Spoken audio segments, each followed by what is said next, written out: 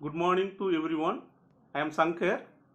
I am going to take the class 10th standard physics, unit first, laws of motion. Today I will teach you the topic is application of torque. இரட்டையின் பயன்பாடுகள். மூணு பயன்பாடுகள் இருக்கு. Number 1 gears, number 2 seesaw, number 3 steering wheel. Okay. The first one gears. Gears is nothing but தமிழில் பற்சக்கரங்கள் அப்படின்னு சொல்லலாம்.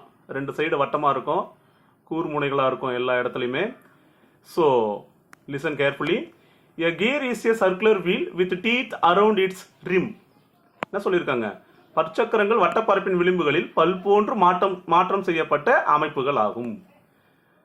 It helps to change the speed of rotation of a wheel by changing the torque and helps to transmit power. என்ன சொல்றாங்கன்னா, பற்சக்கரங்கள் மூலம் திருப்பு விசையினை dark, அதான் திருப்பு விசையினை மாற்றி இயங்குகின்ற வாகனங்களின் சுழற்சி வேகத்தை மாற்றலாம். மேலும் திறனை கடத்துவதற்கும் பற்சக்கரங்கள் உதவுகின்றன. அதான் it helps to transmit power. Okay, this is gears. Next seesaw. சீசான்னா ஏற்றப்பலகை. ஏற்றப்பலகைன்னு என்னென்ன, குழந்தைங்களாம் விளையாடுவாங்க பற்றியா, ஒரு பக்கம் உட்காந்துட்டு இன்னொரு பக்கம் இன்னொரு குழந்தை உட்காந்துக்கிட்டு மேலே கீழே போயிட்டு வராங்களா, அதான் ஏற்றப்பலகை. அதான் most of you have played on the seesaw. நீங்கள் ஏற்றப்பலகையில் விளையாடி இருப்பீர்கள். Since there is a difference in the weight of the persons sitting on it, the heavier person lifts the lighter person. என்ன சொல்றாங்க? நல்லா கவனிங்க. அதில் அமர்ந்துள்ள எடை அதிகமான ஒருவர் மற்றொருவரை எளிதில் தூக்குகிறார். எடை அதிகமான நபர் பலகையின் ஆதார புள்ளியை நோக்கி நகரும் போது என்ன சொல்றாங்க பாருங்க, when the heavier persons comes closer to the pivot point, that is fulcrum. ஆதார புள்ளியை நோக்கி எடை அதிகமானவர் கொஞ்சம் போறாராம். ஆதார புள்ளினா நடுப்பக்கம், நடுப்புள்ளி. ஓகேங்களா? பலகையினுடைய நடுப்புள்ளியை நோக்கி போறாருன்னா the distance of the line of action of the force decreases. விசை செயல்படும் போது தூரம் குறைந்து திருப்பு விசையின் செயல்பாடு குறைகிறது. அதை தான் அங்க சொல்லியிருக்காங்க.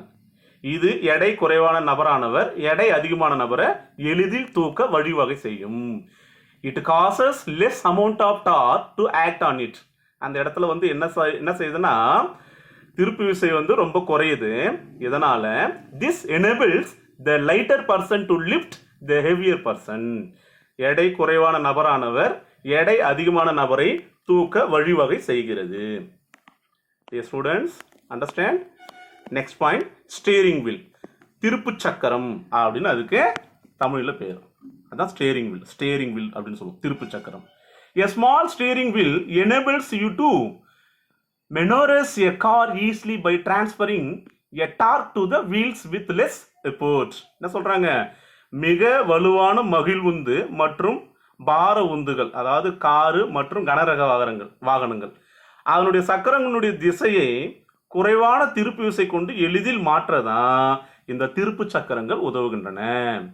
Once again, repeat again. Steering wheel. A small steering wheel enables you to maneuver a car easily by transferring a torque to the wheels with less effort. புரியுதுங்களா? This is the application of torque. Okay? இது ஒரு 3 mark கொஸ்டின்ல கேட்க chance இருக்கும். 4 மார்க்ல ஒரு கொஸ்டினா join பண்ணி கேட்கலாம். See the next topic, principle of moments. அதாவது திருப்புத்திறன் தத்துவம். ஓகேங்களா? திருப்புத்திறன் தத்துவம் அப்படின்னும் போது clock wise rotation, anti clock wise rotation, ரெண்டு ரொட்டேஷன் அங்கே ஆக்ட் ஆகும். அதனால ஞாபகம் வச்சுங்க.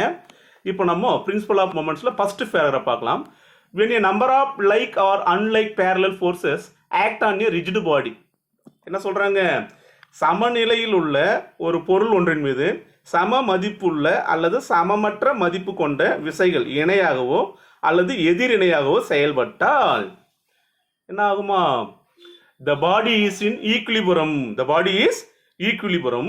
Then the algebraic sum of the moments of the clockwise direction is equal to the algebraic sum of the moment in the anti-clockwise direction.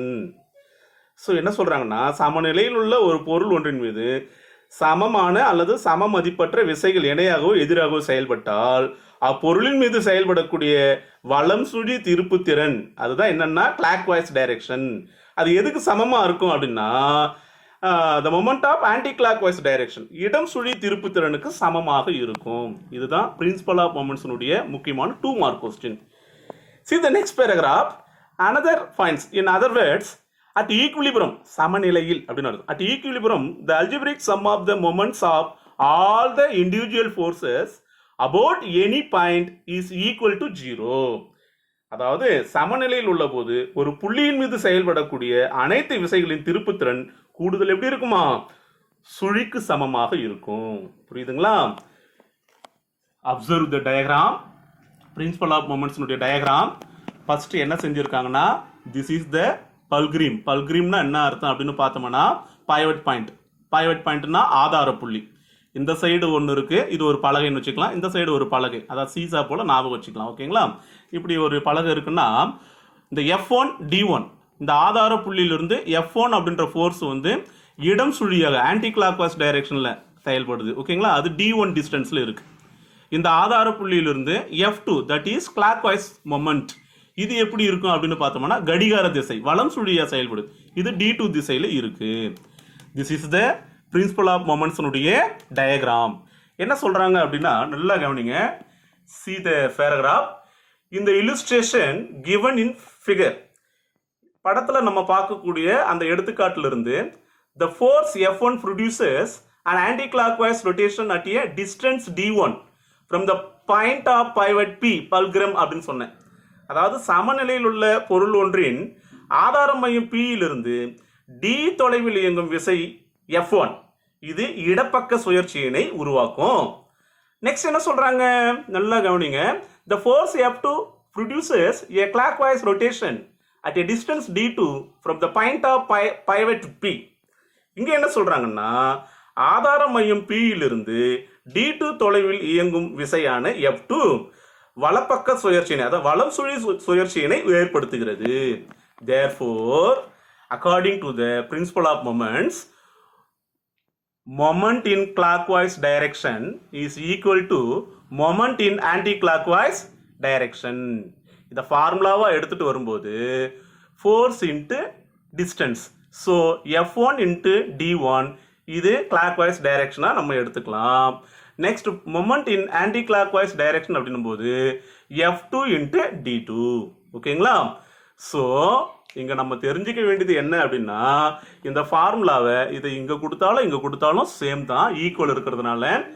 So this is the principle of moments. Okay dear students, புரிஞ்சுதுங்களா? Did you understand? So இந்த 2 கொஸ்டின்ஸை நீங்க ஹோம்ஒர்க்காக எழுதுங்க. Next கிளாஸ்ல நம்ம Newton's second law of மோஷனை பார்க்கலாம். தேங்க்யூ.